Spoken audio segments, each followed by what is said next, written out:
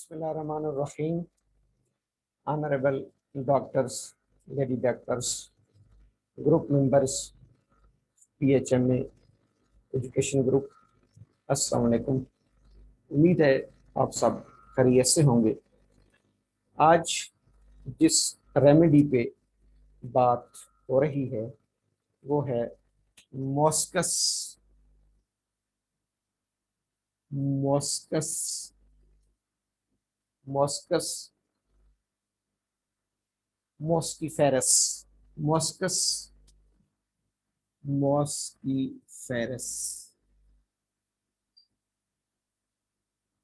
आज की रेमेडी मॉस्कस मॉस्कीफेरस। इसको इसका सिनोनिम या कॉमन नेम जिसे हम कहते हैं वो है मस्क डियर, हरन, मस्क डियर। मॉस्कस मॉस्कीफेरस जो इसका जोलॉजिकल नेम है, इसका कॉमन नेम है मस्क डियर, या जिसको हम सिनोनिम कहते हैं source animal kingdom. Animal kingdom, इसका सोर्स एनिमल किंगडम है, यानी आलम हैवानात से ये बनती है। और आलम हैवानात यानी एनिमल किंगडम का जो फाइलम है वो है कॉर्डेटा। कॉर्डेटा कॉर्डेटा फाइलम से इस रेमेडी का तल्लक है। मैं पहले इंट्रोडक्शन कराऊंगा और शायद इसी पे एंड हो जाए। कॉर्डेटा कॉर्डेटा फाइलम से इसका तल्लक है। उसके बाद जैसा हमें पता है कि क्लास आती है, कॉर्डेटा फाइलम की बहुत सारी क्लासेस हैं जिनमें मैमेलिया, जिसको हम आम जुबान में मैमल्स कहते हैं, मैमल यानी जिनके स्किन पर बाल होते हैं और जो जानवर अपने बच्चों को दूध पिलाते हैं, छोटी क्लास में हमने पढ़ा था, उसको ममालिया जानवर कहते हैं। तो ये मैमेलिया क्लास से तलक रखती है। कॉर्डेटा इसका फाइलम है, एनिमल किंगडम इसकी सोर्स है। Musk deer, musk deer, it is not a true deer, ये ट्रू डियर नहीं है, but it is in between the sheep goat and deer, जो एक जूलॉजी की क्लास है। मैं आगे बताता हूँ। Animal kingdom, musk deer, Moschus moschiferus, Chordata और मैमेलिया या मैमेलियन इसकी क्लास है। फैमिली इसकी जो है, फैमिली खानदान, इस रेमेडी या इस जितने भी हमारे प्लांट्स या एनिमल्स की मेडिसिन होती हैं उनकी एक फैमिली होती है, खानदान होती है। तो इसकी फैमिली मॉस्कैडी, मॉस्कैडी, मॉस्कैडी, तमाम नाम आप देख रहे हैं कि एक दूसरे से मिलते जुलते हैं। मॉस्कस मॉस्कीफेरस, मस्क डियर, मैमेलिया और मॉस्कैडी। मॉस्कैडी इसका खानदान है, इसकी फैमिली है। जो ट्रू डियर होते हैं, ट्रू एक्चुअल जिनको हम हिरन कहते हैं, वो कॉर्वेडी फैमिली से तलक रखते हैं। उनकी फैमिली होती है कॉर्वेडी, CORVIDAE, कॉर्वेडी। इसलिए ये ट्रू हिरन या ट्रू डियर नहीं है, इसकी फैमिली है मॉस्कैडी। जो एक्चुअल जिनको हम हिरन कहते हैं वो कॉर्वेडी फैमिली में फॉल करते हैं। तो इसको ये मॉस्कैडी फैमिली के जो जानवर हैं इसको हम समझिए कि these are the in between the goat and deer, हिरन और गोट के दरमियान में ये फॉल करते हैं। हैबिटेट, ये कहाँ पाए जाते हैं? Habitat east and south Asia, ज्यादातर ये ईस्ट एंड साउथ एशिया में पाए जाते हैं। ईस्ट एंड साउथ एशिया इसकी हैबिटेट है। और इसका थर्मल टेम्परामेंट क्या है? थर्मल टेम्परामेंट यानी इसका पेशेंट, थर्मल टेम्परामेंट, इसका पेशेंट। वो यूट्यूब चैनल पे भी एक डॉक्टर साहब ने कल पूछा था परसों एक मेडिसिन के बारे में, थर्मल टेम्परामेंट ये होता है कि इसके पेशेंट्स को गर्मी से तकालीफ होंगी या सर्दी से तकालीफ होंगी। मैंने पहले बताया था कि कुछ पेशेंट होते हैं हॉट सेंसिटिव, कुछ होते हैं कोल्ड सेंसिटिव, कुछ होते हैं both sensitive to hot and cold, कुछ होते हैं दोनों से सेंसिटिव नहीं होते। इसका जो पेशेंट है that is cold sensitive. Cold sensitive ये बड़ी ही इंपॉर्टेंट चीज होती है किसी भी मेडिसिन का इंट्रोडक्शन। यहीं से हम एक लाइन मुअय्यन कर रहे होते हैं। मसलन सबसे पहले तो अब जब ये मेडिसिन मैं दूंगा तो मेरे जहन में बात आएगी कि मैं एक एनिमल किंगडम की मेडिसिन इस्तेमाल करा रहा हूँ। Because being a homeopathic doctor, I should clearly know that whether I am utilizing no source, sarcodes, plant, animal, imponderable, mineral मैं क्या दे रहा हूँ। यहाँ मुझे समझ आएगी कि मैं एनिमल किंगडम से ताल्लुक रखने वाली मेडिसिन दे रहा हूँ। Chordata phylum, Mammalia class, Moschidae family और कोल्ड सेंसिटिव। अब यहाँ पर एक हमें यानी कि पेशेंट हमेशा 3 हिस्सों में तकसीम होते हैं। जैसे मैंने कहा चलो 4 ना हो 3 हो, कोल्ड हॉट बोथ, तो क्लियर कट मुझे एक समझ आ जाएगी कि इसका पेशेंट थर्मल टेम्परामेंट उसका कोल्ड होता है, वो चिली होता है, वो कोल्ड सेंसिटिव होता है। अब अगली बात यह है कि इसकी जो प्रेपरेशन है या इसका जो केमिकल कॉन्स्टिट्यूएंट्स है वो क्या होता है। केमिकल कॉन्स्टिट्यूएंट ये मेल डियर यानी मादा नर हिरन, मेल डियर यानी नर हिरन की नाफ, अम्बिलिकस नाफ और जेनिटल ऑर्गन्स, मेल हरन के नाफ और जेनिटल ऑर्गन्स के दरमियान एक सैक होती है, एक थैली होती है, सैक होती है। वहां पर ग्लैंड्स होते हैं जिनको मस्क ग्लैंड्स कहा जाता है। मस्क ग्लैंड्स उन हदूदों को, उन ग्लैंड्स को क्या कहा जाएगा, मस्क ग्लैंड्स। उन मस्क ग्लैंड्स के प्रीप्यूटियल फॉलिकल्स, वो उसका एक स्ट्रक्चर होते हैं जैसे हमारे ग्लैंड्स होते हैं, प्रीप्यूटियल फॉलिकल्स, वहां से सेक्रीशन हो रही होती है। उस सेक्रीशंस को परफ्यूम्स में भी इस्तेमाल किया जाता है जिसको मस्क परफ्यूम कहते हैं। इसकी सेक्रीशन को परफ्यूम्स में भी इस्तेमाल किया जाता है जिसको मस्क परफ्यूम कहते हैं। और उसी की सेक्रीशंस को ड्राई करके फिर रेमेडी मेडिसिन में भी इस्तेमाल किया गया, जो हमारी मेडिसिन में भी किया गया। फिर इसी से ट्रेचुरेशन करके फर्दर पोटेंसीज तैयार की गई हैं। मेरे ख्याल में कुछ ना कुछ बात क्लियर हुई होगी। मेल डियर यानी नर हिरन, उसकी नाफ और उसके मेल जेनिटल ऑर्गन्स के दरमियान में एक सैक है, एक थैली है जिसमें मस्क ग्लैंड्स होते हैं। उन मस्क ग्लैंड्स के प्रीप्यूटियल फॉलिकल्स सेक्रीशंस कर रहे होते हैं जिसको मस्क सेक्रीशंस कहा जाता है। उसी सेक्रीशंस को परफ्यूम में यूज किया जाता है जिसको मस्क परफ्यूम। लेकिन ये परफ्यूम इतना सख्त होता है, बुक में लिखा हुआ है कि उसकी स्मेल फीसेस से मिलती है, स्टूल से, फीसेस से। इसलिए तो वो परफ्यूम अगर किसी शख्स को सुंघाया जाए तो वो इजीली फेंट हो जाएगा। पैथोफिजियोलॉजी या उसका फिजियोलॉजिकल एक्शन, इजीली फेंट।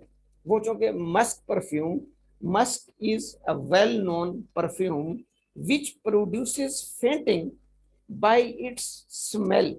अपनी स्मेल, उसकी स्मेल इतनी है डॉक्टर साहबान, जब उस परफ्यूम की स्मेल आप किसी को सुंघलते हैं तो उसकी जो ऑल्फैक्टरी नर्व्स है, ऑल्फैक्टरी नर्व्स जो ऑल्फैक्शन कर रही होती है, हमारी नोज को सप्लाई हो रही होती है, वो उन परफ्यूम्स के वेपर्स को लेकर ब्रेन में जाती है और ब्रेन की मोटर एक्टिविटी, मोटर इसको कहते हैं cerebrospinal motor activity, motor activities को इतना स्टिमुलेट कर देती है कि उसकी तमाम जो मोटर एक्टिविटीज हैं वो बढ़ जाती हैं और पेशेंट फेंट हो जाता है, अनकॉन्शियस हो जाएगा। किसकी? इस मस्क की स्मेल से। इसकी स्मेल फीसेस के साथ मिलती है। एक्साइटोमोटर इसका जो केमिकल कॉन्स्टिट्यूएंट है मस्क स्मेल वो एक्साइटोमोटर है, एक्साइटोमोटर। जैसा हमें पता है कि एक होती है सेंसरी रूट, यानी जो हमारे आर्गन से ब्रेन में लेके जाती है नर्व, एक होती है मोटर नर्व जो हमारे ब्रेन से कमांड्स को लेकर आ रही होती है। तो ये उन मोटर एक्टिविटीज को एक्साइटोमोटर, ये बुक में लिखा है कि these are the excitomotors, motor nervous system को एक्साइट करेगा, जिसकी वजह से पेशेंट फेंट हो जाएगा, अनकॉन्शियस हो जाएगा। मेरे ख्याल में इसका फिजियोलॉजिकल एक्शन थोड़ा सा क्लियर हो गया है।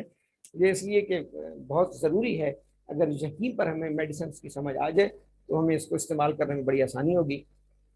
ये मेल डियर के मस्क ग्लैंड के प्रीपोटियल फॉलिकल्स की सेक्रेशन है, जिसको अगर हम क्रूड फॉर्म में as a smell, as a perfume use करें, उसकी बिल्कुल फीसेस स्मेल है, फीसेस स्मेल, और इतनी तेज स्मेल है कि वो आपकी मोटर एक्टिविटीज को एक्साइट कर देती है, एक्साइटोमोटर मोटर एक्टिविटीज को एक्साइट कर देगी, और यूं तमाम आपके सेंसेस को मुअत्तल कर देती है, सेंसेस को सस्पेंड कर देगी, जिसकी वजह से क्या हो जाएगा कि जिसको आप कहते हैं कि वो हाइपोएस्थीजिया बल्कि एनेस्थीजिया में चले जाएंगे और पेशेंट फेंट हो जाएगा।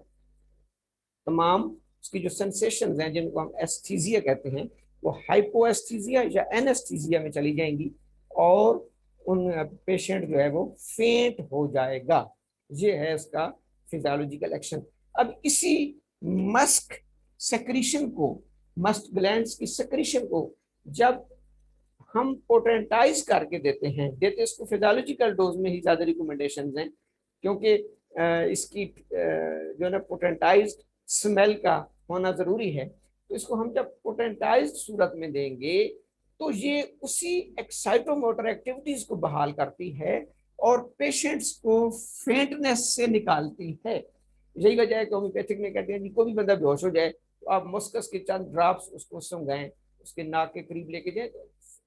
पहले भी मैंने ये कहा था कि जो ओरिजिनल मस्क सेक्रेशन है वो भी जब आप उसके नाक के करीब सुंघा लेंगे तो उसके जो रिसेप्टर हैं, नोज के रिसेप्टर्स, वो उस स्मेल को कैच करके ऑल्फैक्टरी नर्व्स को देते हैं, ऑल्फैक्टरी नर्व उसको ऑल्फैक्शन सेंटर में लेके जाएगी और उसकी तमाम मोटर एक्टिविटीज एक्साइट हो जाएगी।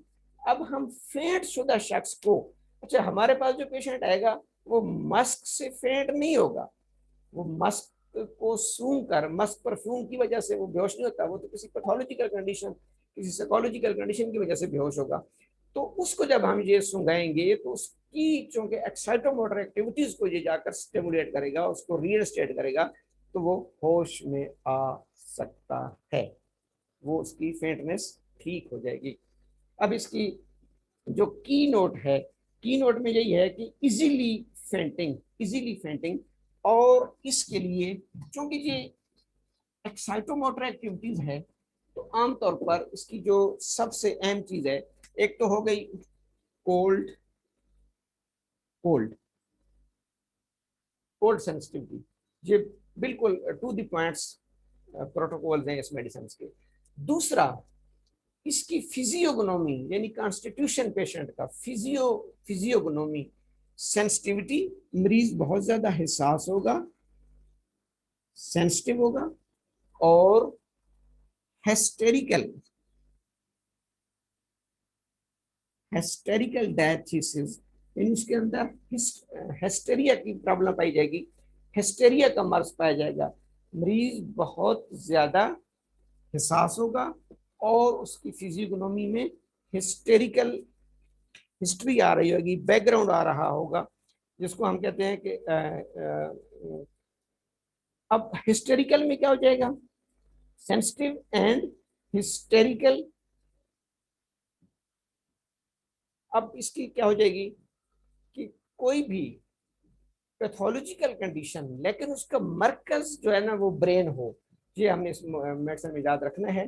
पैथोलॉजिकल कंडीशन तो आएगी लेकिन पहले ब्रेन मुतासर होगा। मैं एक मिसाल दूं, डॉक्टर गोरिक ने भी लिखा है globus hystericus, globus hystericus, globus टेरिकस।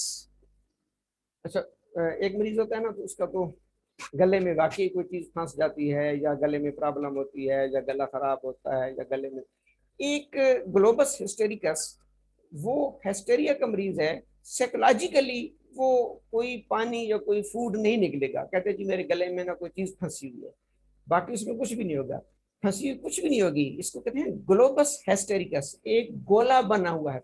ऐसा डेटा में भी थोड़ा सा ये होता है, उसके साथ ये मिलता जुलता है, लेकिन ये बहुत ज्यादा हिस्टेरिकल और नर्वस होता है। कि वो कहता है जी मेरे इस गले के अंदर एक तो कोई बॉल या एक कोई गोला फंसा हुआ है, वो पानी को भी नीचे नहीं जाने देता। ग्लोबस हिस्टेरिकस। इस किस्म की सिचुएशन में ये बहुत ही टॉप ग्रेड रेमेडी है, क्योंकि एक्चुअली उसका मोटर एक्साइटोमोटर एक्टिविटीज हो रही होती हैं, उसके गले में कोई चीज नहीं होती। मैंने कहा ना, अब लगेगी ऐसे जैसे कोई पैथोलॉजिकल चेंज है। आप ईएनटी स्पेशलिस्ट के पास ले जाएंगे, उसके तमाम स्कोपी करके देखेगा, तो उसका गला तो बिल्कुल ठीक होगा। अब वो क्यों कहते हैं जी मेरा गला फंसा हुआ है, क्योंकि बेसिकली वो हिस्टेरिकल नेचर का पेशेंट है। Globus hystericus, globus hystericus. और जब वो अपने जेन पे सवार कर लेता है, तो अब वाकई उसको ऐसे लगता है कि जैसे कोई गोला फंसा हुआ है। अब एक और इस पे लिखा है हिस्टेरिकल। देखिए इसमें यही लफ्ज बार बार है, हिस्टेरिकल डेस्पनिया। हिस्टेरिकल डेस्पनिया यानी वो, एक तो अभी कोरोना में भी डेस्पनिया था, एक्चुअल पैथोलॉजी थी। तो कोरोना का वायरस जो है वो एयरवेज को कोलैप्स कर देता था, एयरवेज को नैरो कर देता था, और मरीज को तंगी तनफस का एहसास होता था। लेकिन इसके मरीज को कोई वायरस, कोई कोरोना, कुछ नहीं होगा। साइकोलॉजिकली एक्साइटोमोटर मोटर की वजह से मुझे कहते हैं जी मैं सांस मुश्किल से ले रहा हूँ, देखे ना मुझे अब सांस ही नहीं आ रहा। अच्छा, वो जब ये सोचता है तो उसको वाकई दिक्कत आना शुरू हो जाती है, लेकिन एक्चुअली कोई पैथोलॉजी, कोई लैब, कोई इन्वेस्टिगेशन, कोई चीज डिस्टर्ब नहीं होगी। हिस्टेरिकल डेस्पनिया, ग्लोबस हिस्टेरिकस, ये बिल्कुल मटीरियल मेडिका से मैं लफ्ज ले रहा हूँ। Globus hystericus, hysterical dyspnoea. और तीसरा जो है वो है हिस्टेरिकल पाल्पिटेशन। Hysterical palpitation. अब देखें, पाल्पिटेशन की आपको बहुत सी वर्सन मिल जाती है, इसमें पूरी बॉडी में उसको पल्सेशन महसूस होती है, टेकीकार्डिया, उसको लगता है जैसे मेरी हर एक आर्टरी और वेन्स के अंदर दिल धड़क रहा है, पूरी बॉडी उसकी धड़क रही है। लेकिन वो हार्ट की भी प्रॉब्लम हो सकती है, लंग्स की भी कोई टॉक्सिसिटी हो सकती है। लेकिन इस मरीज में पाल्पिटेशन होगी तो कौन सी होगी? Hysterical palpitation. हर मेडिसिन का एक सोल एंड स्पिरिट होता है, इस मेडिसिन की सोल एंड स्पिरिट में हम इन चीजों पर गौर करेंगे। Globus hystericus, hysterical dyspnoea, hysterical palpitation, hysterical cough, hysterical hiccough, हिचकी। हिचकी स्टमक की वजह से भी हिचकी लगती है, जीएटी मोर्टेलिटी इशू, हार्ट के प्रॉब्लम्स की वजह से भी हिकफ आती है, रेस्पिरेटरी डिस्ट्रेस की वजह से भी हिक। लेकिन इस पेशेंट में कौन सी होगी? Hysterical hiccough. हिचकी भी होगी तो हिस्टेरिकल होगी। लेकिन मेरे ख्याल बड़ा आसान हो गया, हमें इस मेडिसिन को पहचानने के लिए बहुत आसानी हो गई कि हम इसको कब यूज कराएंगे, जब हमें ये लफ्ज मिलेंगे। ग्लोबस हिस्टेरिकस, ये जो एलोपैथिक सिस्टम ऑफ मेडिसिन से पेशेंट हमारे पास आते हैं, वो उनके डायग्नोसिस में लिखा हुआ होता है globus hystericus, hysterical dyspnoea, hysterical palpitation, hysterical hiccough, spasmodic nervous hiccough. अच्छा, हिस्टेरिकल सेक्सुअल एक्साइटमेंट, ये भी इसकी बड़ी वो है, हिस्टेरिकल सेक्सुअल एक्साइटमेंट, मेल और फीमेल दोनों जेंडर में sexual excitement, hysterical sexual excitement जो है ना वो अरूज पे होगी, बहुत ज्यादा उसको हिस्टेरिकल एक्साइटमेंट, सेक्सुअल एक्साइटमेंट हो रही होती है, बहुत ज्यादा उसके अंदर डिजायर, जिसको फीमेल में नेम्फोमेनिया कहा जाता है। फीमेल में इसको कहा जाता है नेम्फोमेनिया, निम्फोमेनिया, निम्फोमेनिया। और मेल में इरोटिक मेनिया कहा जाता है। निम्फोमेनिया, निम्फोमेनिया फीमेल में बहुत ज्यादा जो है उसको महसूस हो रहा होगा। इस किस्म की अगर पिक्चर हमें मिल जाए, मेरे ख्याल में थोड़ा सा आसान हो गया। ये एनिमल किंगडम से तल्लक रखती है।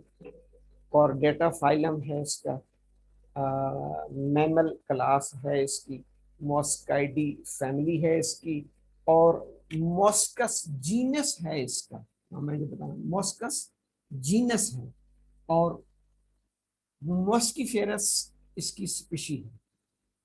मॉस्कीफेरस इसकी स्पीशी है, मॉस्कस इसका जीनस है।